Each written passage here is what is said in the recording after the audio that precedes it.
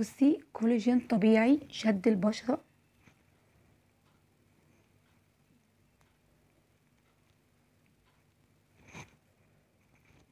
حاجة كده فظيعة. تجديد خلايا البشرة، بيشيل اي ندبات، اي اسمرار، بيبقى فيه اسمرار كده حوالين العين، هالات سودة، بيبقى ساعات فيه برضو اسمرار هنا كده.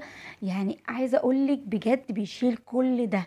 بيعالج البشرة كمان لو البشرة متعرضة للشمس كتير ويحصل لها اسمرار وحب شباب. ازيكم؟ وحشتوني جدا جدا. النهاردة بقى هكلمكم عن اقوى مكون فيه كولاجين، كل الناس اتكلمت عليه، وانا بقى واحده من الناس جايه اكلمكم برضو عليه، لان فعلا حرفيا جربته بقالي فتره كبيره، يعني مجرباه، وكل شويه عايزه اعمل لكم عليه كده واقول لكم فوائده، وان هو بجد بجد فرق معايا كتير قوي قوي قوي. بيشد البشره، بيديكي ماده الكولاجين اللي انت محتاجاها لبشرتك، بس اهم حاجه ان انت تستمري عليه. مش النهارده هعمل لكم تونر حلو قوي، وكمان هعمل لكم كريم فظيع لبشرتنا في كل حاجه. ممكن نستخدمه كتقشير للجلد، وممكن كمان يعني نستخدمه كماسك، وممكن كمان هيبقى كريم ليلي نستخدمه بالليل، حاجه كده فظيعه. ويلا بينا، لو اول مره بقى تشوفي قناتي انزلي بقى اشتركي في القناه وفعلي زر الجرس علامه الكل عشان يوصلك كل جديد. نشوف الوصفه، يلا نذكر الله ونصلي على النبي عليه افضل الصلاه والسلام، ويلا بينا. الاول بقى هنروح عند العطار ونقول له عايزين لبان الذكر. شويه اللي انا جايباهم دول ب5 جنيه.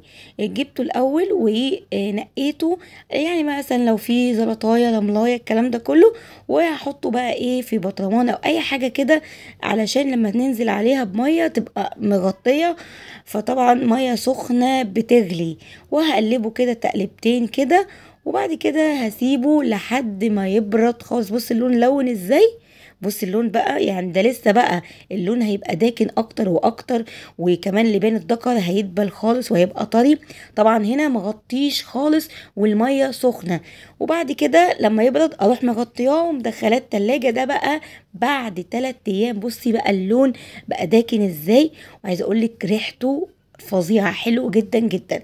هكلمكم كمان على فوائده، مش للبشرة بس او للجسم، لا يعني فوائده الصحية كمان لينا. عايزة اقولك يعني قطعة بس من لبان الذكر دي احنا بنقضي فيها على الكحة. يعني ساعات لما يبقى عندي برد شديد قوي والكحة صعبة قوي عندي، فاول حاجة بقى بتيجي في بالي لبان الذكر. فمن ضمن فوائده الصحية ان هو بيقضي على الكحة، حلو جدا جدا. طيب انا اول حاجه هعمل معاكم ايه؟ هعمل معاكم تونر، بس والله العظيم التونر ده حاجه كده وهم. اول حاجه هجيب بقى اي بخاخه عندي. طبعا هنا دي بقى بخاخه البرفين بتخلص وبستخدمها بعد كده. طبعا 3/4 ميه لبان الذكر، والربع ميه ورد. وهبدا ابخ بقى الصبح كده بعد ما تنضفي بشرتك وتغسليها بالغسول، تروحي حاطه بقى على ايدك وعلى وشك. بصي حاجه كده فظيعه. تعالي بقى نعمل بقى كريم ليلي من ميه لبان الذكر.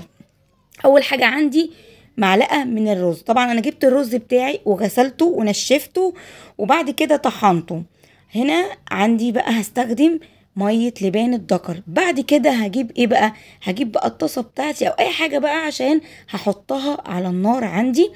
طبعا انا جبت كده هعمل معلقه رز، معلقه من النشا، وهقلبهم مع بعض كده. وهبدا ان انا اجيب ايه؟ ميه لبان الذكر، ان انا ادوب فيها المكونات. عايزه اقول لك بقى الكريم ده جبار بطريقه فظيعه. فوائده بقى بصي يا ستي، عدي معايا. اولا كولاجين طبيعي بيشد البشره. يعني بصي عندك كلف، عندك بقع، عايزه اقول لك بجد يعني بيشيل كل ده، لانه اصلا فيه ماده الكولاجين، وكمان في فيتامين ه.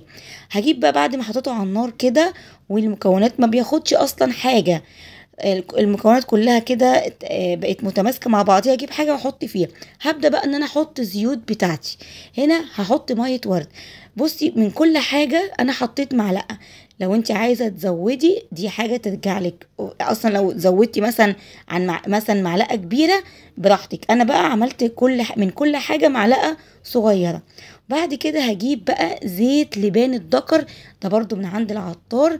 عايزه اقولك يعني من ميه لبان الذكر وزيت لبان الذكر وكمان النشا والرز، عايزه اقولك حاجه فظيعه.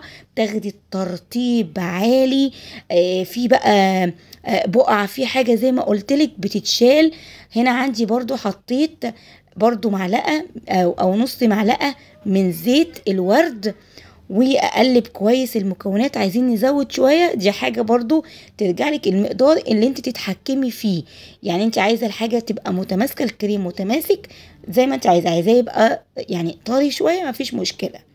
عندي بعد كده معلقة برضو صغيرة من زيت لوز الحلو. زيت لوز الحلو بيوحد لون البشرة.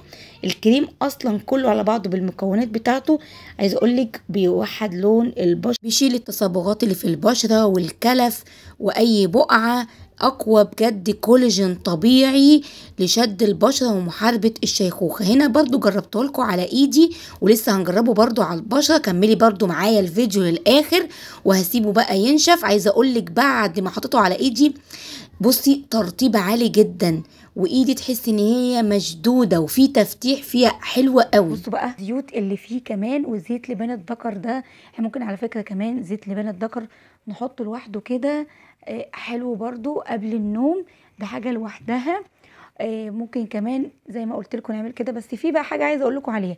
عندي هنا لما انا جيت طحنت الرز برضو ما طحنش معايا كويس، لان انا ما طحنتوش في المطحنة، طحنته في الكبة، فما طحنش كويس. تحسوا ان في بصوا يعني حبيبات صغننه جدا. فقشطه ما فيش مشكله، انا ممكن استخدمه برضو كتقشير، استخدمه كماسك، احطه كريم. بصي حلوه قوي قوي قوي. نبدا ان احنا نحط كده. ممكن كمان نعمل حاجه حلوه قوي هقول لكم عليها دلوقتي. بصوا اهو،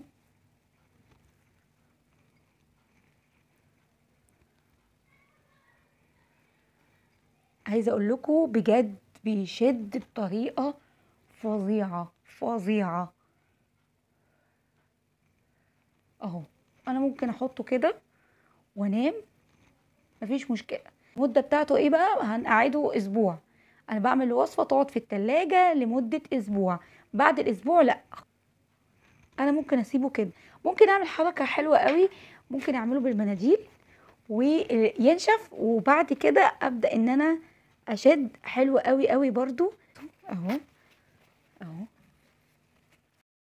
هبدأ بقى ان انا احط طبقة من الكريم وبعد كده احط المناديل بتاعتي واحط طبقة من الكريم وهسيبه بقى ينشف خالص. وعايزه اقولك بقى عامل زي الجبس. بس وانا بشيل برضو المنديل او المناديل طبعا طري شوية علشان خاطر الزيوت اللي احنا حطيناها في الكريم. بس بجد المنديل عمل يعني بصي كفر حلو قوي. حسيت وانا بشيل منديل بشرتي مشدوده، فتحت المسام، مفيش مسام اصلا، البشره نظيفه، توحيد لون بشره، حاجه حلوه جدا.